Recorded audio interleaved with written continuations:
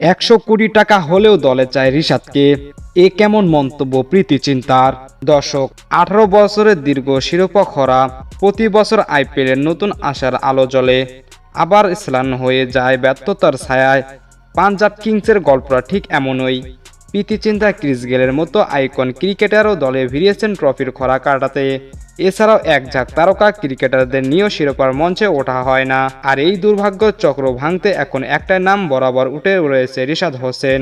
হ্যাঁ, ঠিকই শুনেছেন, বাংলাদেশের এই তরুণ লেগ স্পিনার এখন ক্রিকেট বিশ্ব পরিচিত হচ্ছেন লাকি চার্ম হিসেবেই।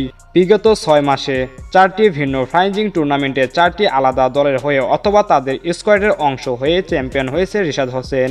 শুধু কি কাকতালীয়, নাকি এই তরুণের মধ্যে সত্যি আছে কোনো অলৌকিক চ্যাম্পিয়ন মন্ত্র, যার শুরু রংপুর রাইডার্সের ঘিরে? গ্লোবাল টি-20 লিগে বাংলাদেশ প্রিমিয়ার লিগের প্রতিনিধি হিসেবে রিশাদ ছিলেন দলে এবং দল হলো চ্যাম্পিয়ন। এরপর বিগ ব্যাশ লিগে গোবরাট হারিকেন্স রিশাদকে চেয়েছিলেন স্কোয়াডে।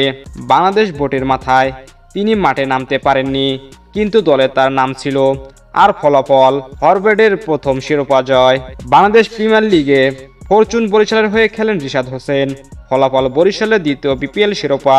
এরপর প্রথমবারের মতো বিদেশে গিয়ে পাকিস্তান সুপার লিগে লাহোর কালান্দার্সের হয়ে মাঠে নামেন, গায়ে গতরও খেললেন, উইকেট নিলেন, আর লাহোর জিতে নিল শিরোপা।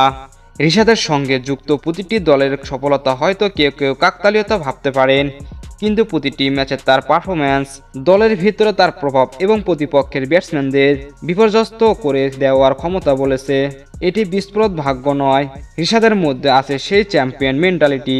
তো দর্শক, 100 কোটি টাকা হলেও দলে চায় রিশাদকে। এ কেমন মন্তব্য প্রীতি চিন্তার। এতে আপনাদের গুরুত্বপূর্ণ মতামত কি জানিয়ে দেন আমাদের ভিডিওর কমেন্ট বক্সে। ধন্যবাদ।